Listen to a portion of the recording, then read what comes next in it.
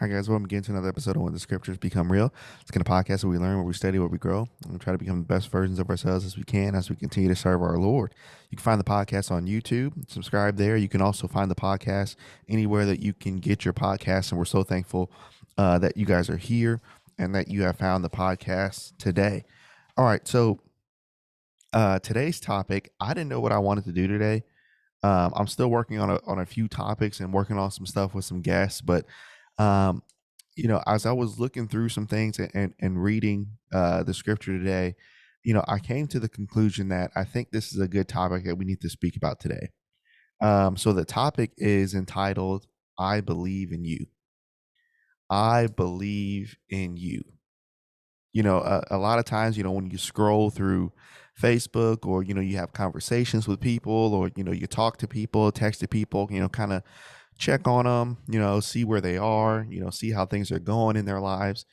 Um, you'll always have your people that's always doing good, but a lot of times you're going to have a majority of the people who outside of Sunday and Wednesday on Facebook and through personal text, they'll really reveal where they are in life, right? So Sundays and Wednesdays, they might have this image that, everything's all good or I'm okay or I'm good or I don't need anything or I'm okay, I'm all right.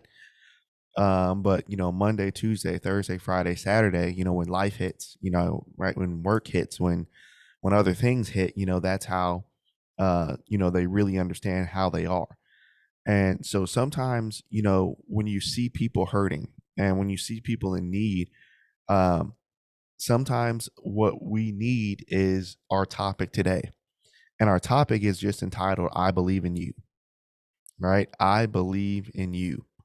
So as we introduce this, throughout our lives, as we mentioned before, things can get difficult very fast.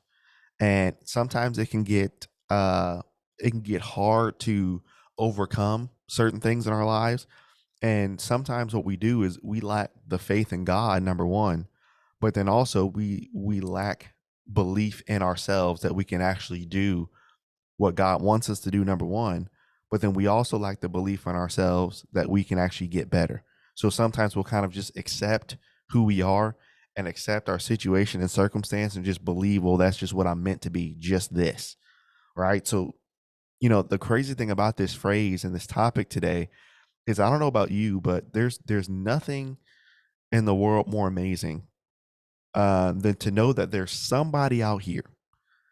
There's somebody out here in this world, whether you know them, you haven't seen them in a while, you haven't talked to them in a while, you have talked to them, no matter what it is, there's nothing more amazing than to know that somebody believes in you. Think about that for a second. Somebody in this world, despite how hard things are in your life right now, despite how impossible things look for you right now, despite how many times life and other things have continuously kept knocking you down, there's somebody out there that says, despite everything bad that has happened and that is currently happening, I still believe in you. I still believe that you have the strength, that you have the endurance, and that you have the wherewithal to get over whatever you're dealing with. I believe in you. What confidence that can give, right? And so today what we want to do is we need to re-understand something. And I think sometimes it's easy for us to forget it. We need to re-understand that God believes in you today. Right? God really does believe in you. And we're going to look at a couple ways that he does that. And we're gonna go through a couple verses in scripture to kind of prove this point of the Lord really does believe in us. Sometimes as we go through this, a lot of times we see our relationship with God kind of as one-sided. And this is what I mean by that. Sometimes, when we're going through those things in life that we just mentioned, obviously we have a role to play. And our role is to continue to trust God. Our role is to have faith, and our role is to be obedient to what he says, despite whatever's going around us. But the Lord, I wouldn't necessarily say he has a role, but the Lord has done his part, but the Lord still cares and he still believes. So sometimes we can view our relationship with God kind of as one-sided. Well, I have to do all the believing. I have to have all the faith. I have to do all the obedience. You do have to do those things. But did you know that the Lord still believes that you can do it? The Lord still wants you to do it. The Lord wants to hear from you when you fall. The Lord wants to hear from you when you're scared. The Lord wants to understand and comfort you and give you strength and discipline you so that you can get better. See, that's a healthy relationship there. So as we look through this, don't look at it as, okay, well, this is what I have to do. Obviously, look at it as, how can I help my relationship with God grow? All right. So look at point number one. God, number one, God believes in you when you don't understand. God believes in you when you don't even understand. So, as you mentioned before, in life, there's some things as we walk through this life, and even as we do God's will, there are some things that we're not going to get. So, God continues to expect us, right, to trust Him, right? Remember in Hebrews chapter 11, right, verse 6, without faith, right, according to verse 1 of what faith is, without faith, it is impossible to please Him. For he that cometh to God, right, must believe, right, that He is, and that He is a rewarder of them that diligently seek Him. So God wants us to believe in Him, but why does He want that? If you really think about it, God wants us to believe in who He is, but God actually believes in you too. See, look at this. Look at Job chapter 1. And this is a great example of how we know that the Lord believes in us. So again, if you don't know anything about Job, again, Job was a great man here. Job had 7 sons, 3 daughters. He had money. He had all these other great things. But if you notice the thing about Job, Job showed faith, Job showed trust, and Job showed obedience. So therefore, because Job was consistent, God could trust him and God believed in him. So how do you know that? Look at this, Job chapter 1, starting verse 7. And the Lord said unto Satan, whence comest thou? And Satan answered, going to and fro in the earth, and from walking up and down in it. So Satan's walking up and down in the earth, seeking whom he may devour. But notice the confidence that God had in Job. So if you really think about it, God didn't have to say this. But notice He did. Verse number 8. And the Lord said unto Satan, what was Satan doing? What was the current action? Satan's walking to and fro. Satan's not just walking to and fro for the sake of walking to and fro. Satan walks with a purpose too. His purpose is to seek whom he may devour. 1 Peter chapter 5. So now look at this. The Lord said unto Satan, have you considered my servant Job? There's none like him in the earth. He's perfect. He's upright. He's one that fears God and eschews evil. So now think about this. God had enough confidence in Job to essentially say, you can do whatever you want to this man, but don't kill him, because I know that he trusts me. And notice, it's a dual relationship.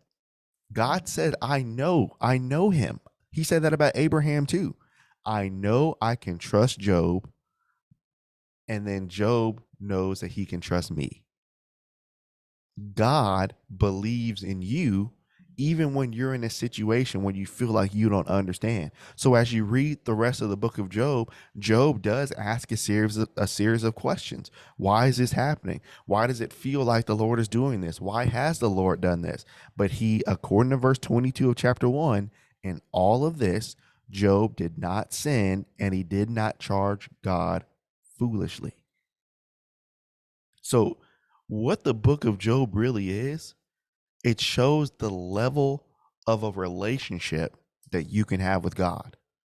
Even when you're going through life and the same thing, you know how some people say, well, this is just my life story, right? This just keeps happening. The same thing, the Lord understands the things that you're going through. But the thing about it is the Lord believes in you enough that you can overcome it. But the question becomes, do you believe in yourself enough? See, here's the I don't want to call it a curse. I don't think that's the right word. But for the sake of a lack of a word right now, I'll use that. Here's the curse or the downside of this sometimes. You can believe all you want in a person, right? You can believe and truly, I mean, and not for fake, not for show, but you can truly believe that this person can be something great if they applied the knowledge of the scripture and they applied the Lord to their lives. You can truly believe that. But here's the curse or the downside to that. You can believe over the moon for a person, but if they do not have some type of belief in themselves, the belief that you have in them, it won't get them over the hump. Does it mean you stop believing in them? No. But you have to have some personal level of belief in yourself that you can get through anything with God. See, what happens so many times is, so many times in this life, we kind of just sit here and we kind of wait for, well, nobody believes in me, so I guess I can't do this until somebody. Well, wait a second. Do you believe in yourself? Why would I believe in you if you don't believe that you can do it yourself? You see, God had confidence here in Job chapter 1. Then look at this. Look at Proverbs chapter 3. Proverbs chapter 3. And let's look at verses 5 through 6. Proverbs chapter 3, verses 5 through 6. Now, notice the example that he gives here. Trust in the Lord with all your heart, and lean not unto thy own understanding. In all thy ways acknowledge him, and he will direct your paths. Be not wise in your own eyes. Fear the Lord and depart from evil. So even though there might be situations in your life that you don't understand why this is happening, or why it keeps happening, or why something will happen, whatever the situation you find yourself in, what's your role in it? Here's the crazy thing about this, guys, and I want you to really think about this with me for a second. Where in Scripture has God told us to figure things out?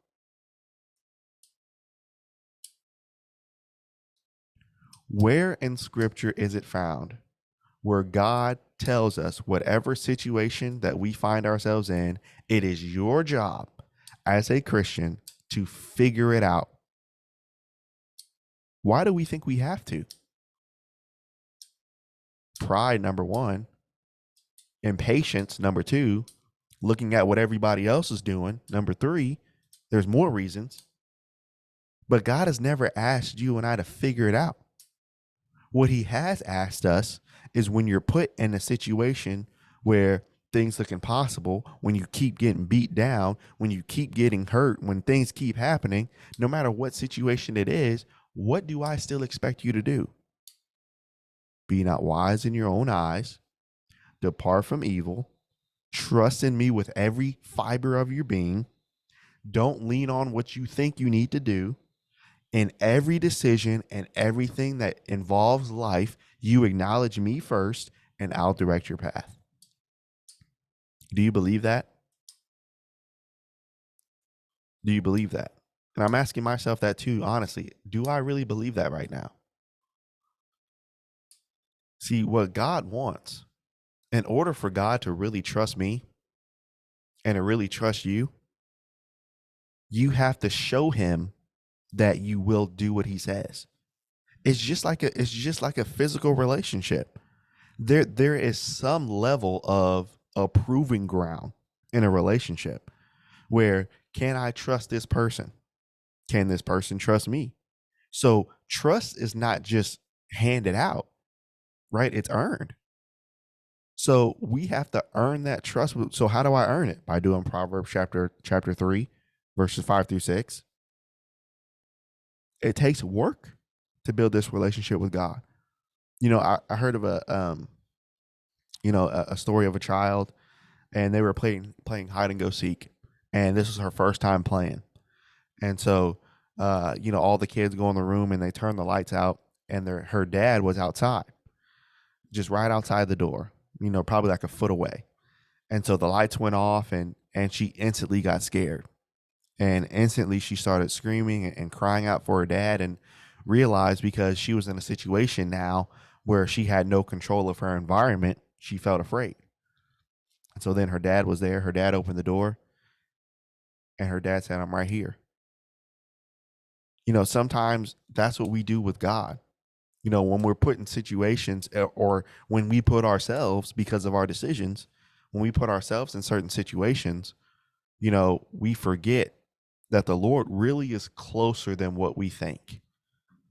The Lord is really closer than what we think. But in order to understand that in these situations, we need to have faith and trust in him. So the Lord believes in you even when you don't understand. Then number two, as we talk about this topic, look, I believe in you. God believes in you even when you don't understand. But number two, this was a good one too. God believes in you when you are afraid. God believes in you when you are afraid.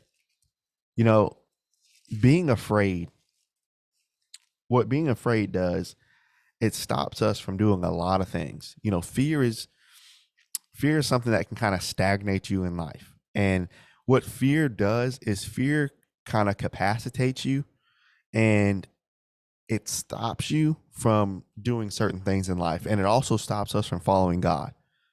Because I think so many times what fear is very good at making outcomes that hasn't happened yet.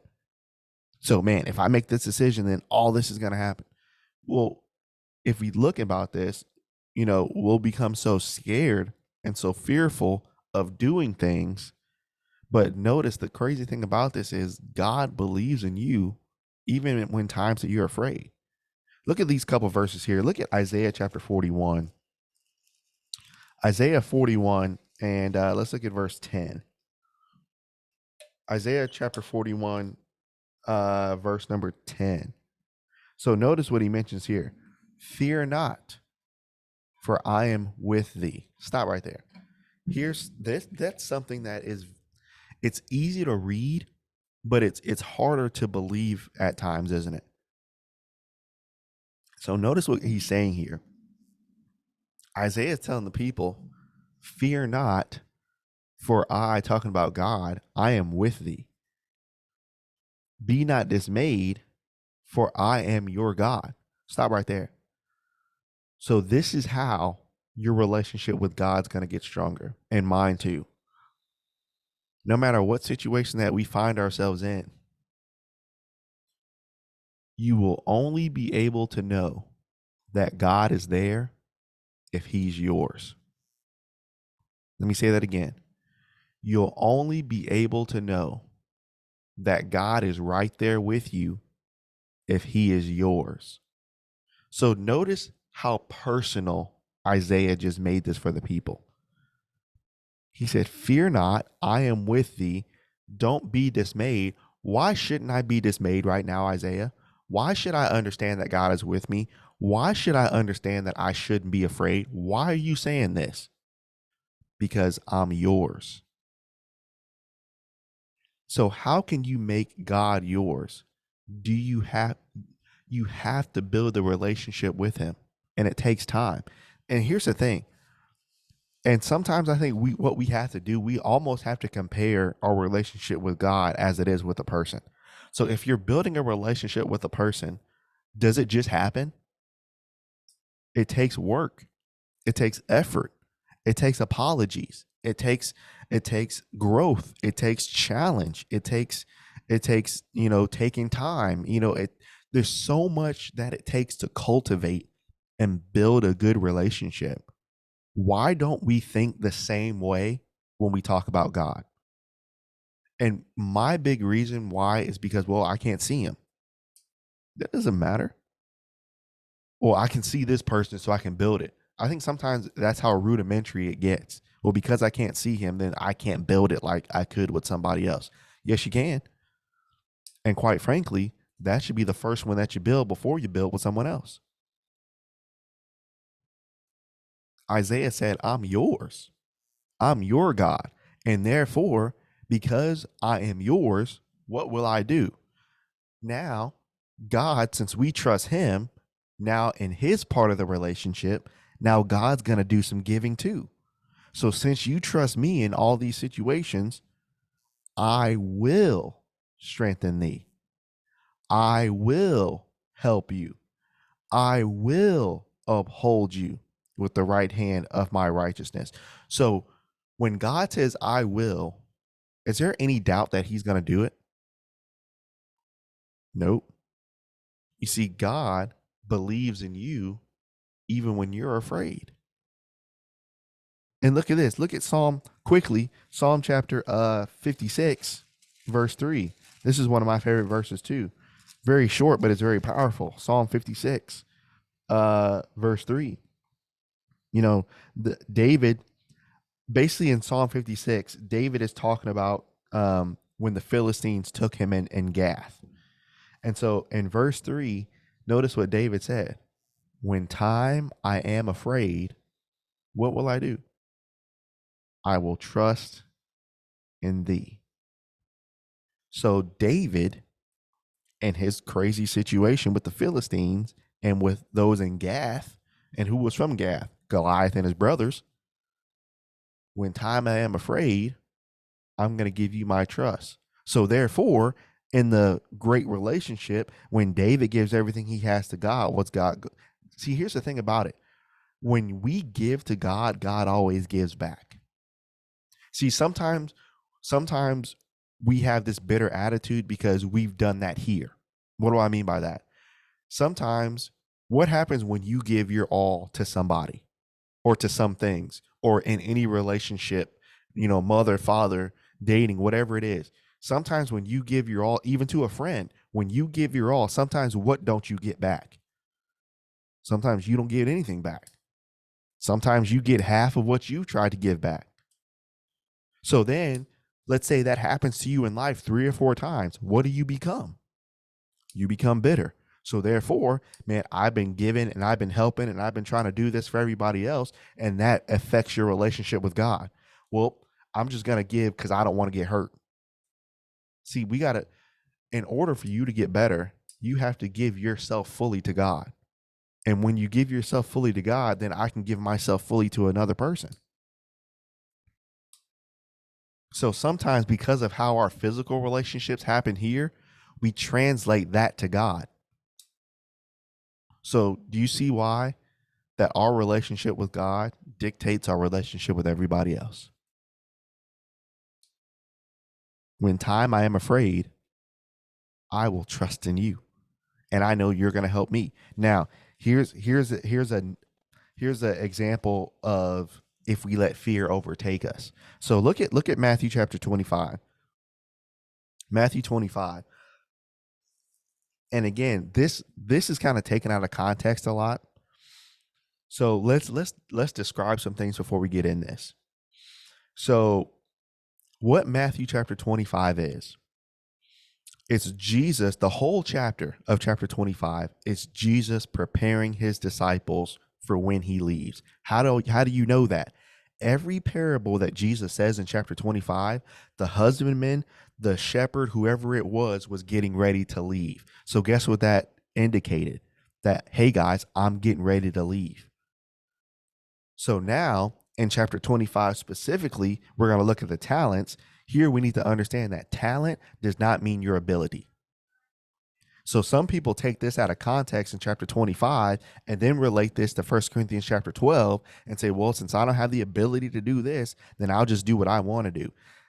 Matthew chapter 25 is not about your talent and ability. It's not. What it is, the talent is what the master gave to them, which is the gospel. It has nothing to do with you. But we make it that way, which is really false doctrine, and we confuse a lot of people as we teach that in Matthew 25. So now that we understand this, let's read the parable. So verse number 14, for the kingdom of heaven, right, what Jesus came to establish, is like unto a man traveling unto a far country, which this is Jesus, who called his own servants, which is his disciples, and delivered unto them his goods. So, what do you think the goods are? The gospel. What did Jesus give his disciples? What did he say in Mark 4? If you follow me, what will I make you? Fishers of men. So here's the first check that this has nothing to do with us. This is nothing about your talent or ability. So let's stop making it about this, because then that's how we get our brethren prideful. Well, I sound good in the pulpit. I have the voice of God. Come on, man. This is not about that. All right. So let's keep going. Verse 15. And unto one he gave 5 talents, to another 2, and to another 1, to every man according to his several ability, and straightway took away his journey. Well, look, it says ability in verse number 15. If you look at it in context, it's still talking about the goods. So let's keep going. Verse 16. He that received 5 went and traded with the same and made 5 more. Then he that received 2 also gained another 2. So now here's the lesson. Jesus is using this as a physical example that they could understand. So talents and abilities represented the gospel, but they could understand the fact that a man could trade in talents and abilities, talking about money, and get more. So Jesus was just using a parallel. He wasn't using this as a literal. So now let's talk about this for a second. So now Jesus said, I gave this man the responsibility of the gospel, and what did he do with it? He gained more. I gave another man the responsibility of the gospel. What did he do? He gained more. So guess what these 2 men did? They evangelized, and they brought more people to what? The kingdom. So then look at this. Verse 21, he says, well done, good and faithful servant. You've been faithful over a few things. I'll make thee ruler over many. He said the same thing to the one who had 2 talents. But then watch what he said to the one that he gave 1. Verse number 24. That which received the 1 talent came, and he said, Lord, I knew that you were what type of man? That you were hard. Here's what stops us from growing with Christ. When the 5 talent man received his 5, does the text say that he ever spoke? The text said he went and he just got more.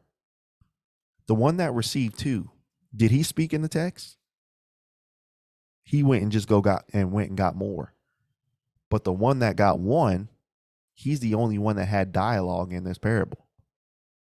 So instead of actually doing what the master said, he made it an excuse of why he could not do it.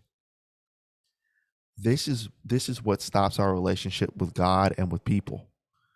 When we sit there and look people in the eye and look God in the eye, and we make up excuses of why it's too hard. You understand? We will look people in the eye, and we will talk to God, and we will try to over explain, and we will try to be as nice as possible to say it's too hard. Lord, I knew that you were hard. Well, time out. So is evangelism easy? Sometimes you get rejected. Sometimes people won't like you, so it's not per se easy. But how come the other 2 didn't complain? Other two did it. So the other 2 did a hard work. So guess what this was? This was an excuse. Lord, it's just too hard. Reaping where thou hast sown and gathering where thou hast not strawed. Watch verse 25. Now the truth comes out. See what that phrase, Lord, I knew that you were hard. That's just smoke screen, right? That's just smoke screen for what you really want to say. What do you really want to say? Verse 25. I was afraid. So therefore, because I was afraid, what was the action that I took? Instead of doubling the gospel, I buried the gospel in the earth.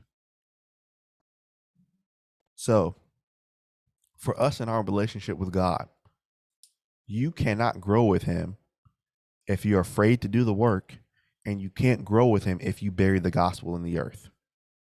So if you go to school, if you go to work, if you go to your job, if you go to your house, if you go to wherever you are, and you bury the gospel when you're supposed to be the light wherever you are, you're going to be the person in your life that's always going to say it's too hard. Maybe that's you right now.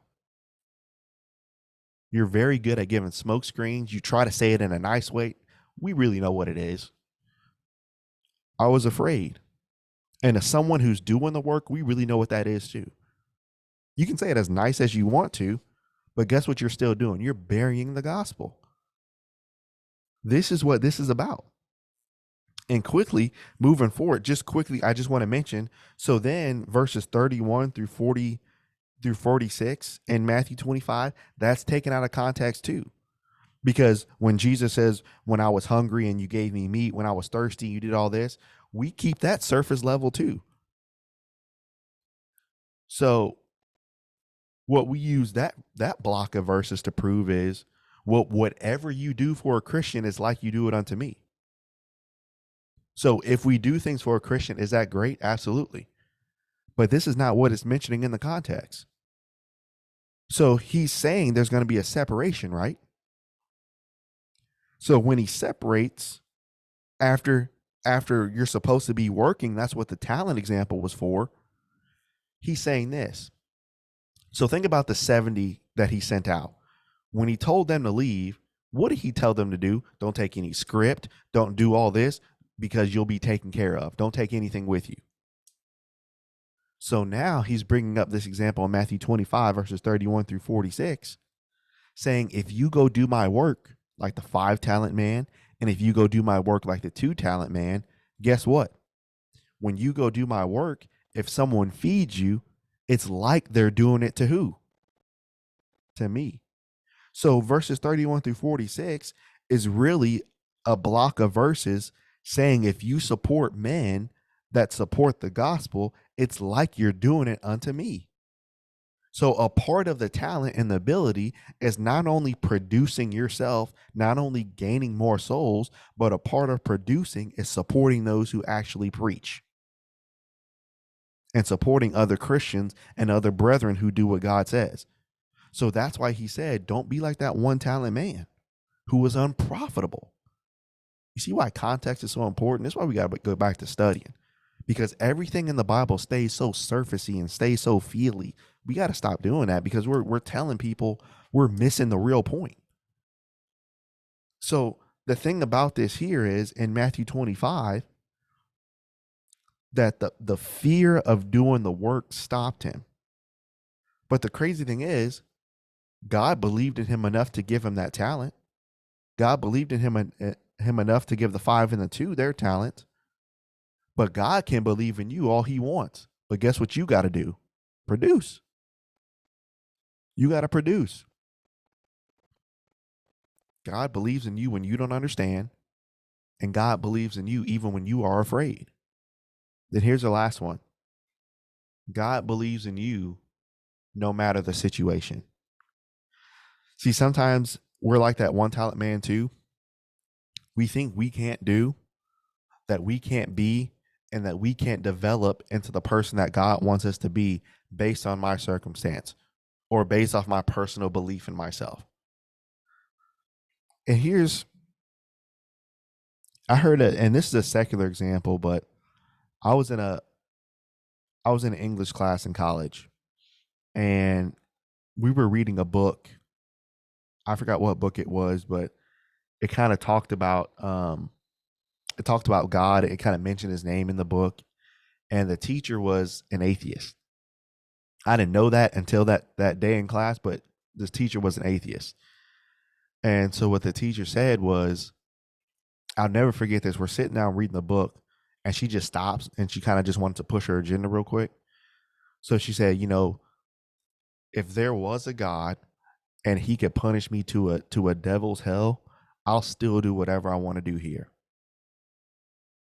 Which I was kind of taken back on that. I was like, wow. I mean, the arrogance and the hard heart it takes to say that. Here's the thing that's scary too. Among Christian people, I think we kind of treat our relationship with God kind of as Russian roulette.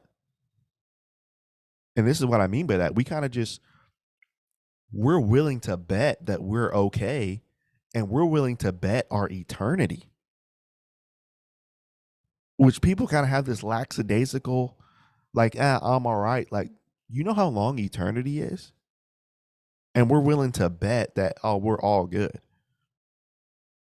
So it takes work to get ready for eternity. So why not start working right now? So instead of sitting here saying and throwing up smoke screens to people of why you can't do stuff, instead of being afraid, why don't you just get to work? See, here's something that we think.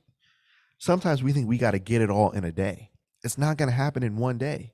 It takes time and consistent effort every day. So look at what the Lord can do for us in crazy situations. So just for reading a couple verses in Hebrews chapter 11, everything that these men and women went through, even if you, let's just start at verse 34. Actually, verse 33, who through faith they subdued kingdoms, they wrought righteousness, they obtained promises, they stopped the mouths of lions, they quenched the violence of fire, they escaped the edge of the sword, out of weakness were made strong, they waxed valiant in fight, they turned the flight of the armies of aliens. All these things happened because they had faith and they believed in God no matter the situation. So when we think about this, do you see why, as we study this, it takes time and effort to build a relationship with God? Here's the thing I want to mention to you guys today. God really does believe in you. Even if you don't believe it, he does. He believes in you. But the real question becomes, do you believe in him? Do you believe in him? Like we mentioned before in our introduction, you might feel knocked down. You might feel tired. You might feel weak. You might feel spiritually weak. You might feel like there's no way that you can get better, or it feels like the road to improvement, it'll just take too long. Like, whatever you're feeling right now, remember how it feels to have somebody to believe in you, no matter how high or how long the road is going to take for you to get there. That somebody out there believes in what you can be. The creator of the universe, forget a person, the creator of the universe believes in you. So quite frankly, it's just time to go to work. It's time to just start building our relationship with him. Because what you'll find yourself doing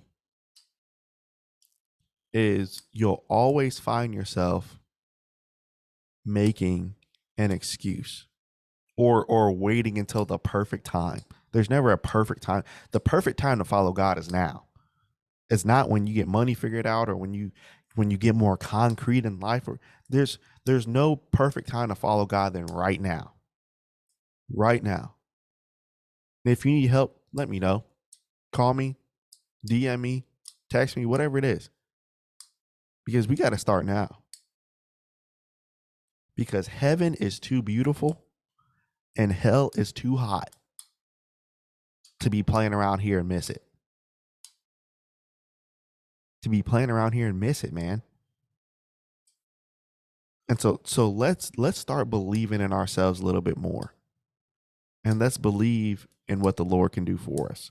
I hope this podcast was able to help you guys today and really give you kind of a new perspective on it. And maybe this is something that you got to self-examine with yourself, just to kind of see where you are. I know I had to. We know we're just all here to get better together. So hopefully we can keep growing and we can keep getting better together. So Lord willing, I will be back on Monday with another podcast.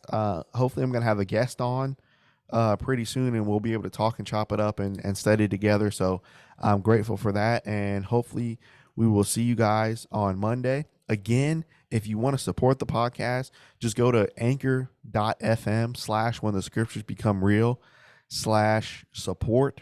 And you can click that there and you can support the podcast. And we really appreciate your support. And we're so thankful for everything that you guys do. All right. We'll see you guys next week.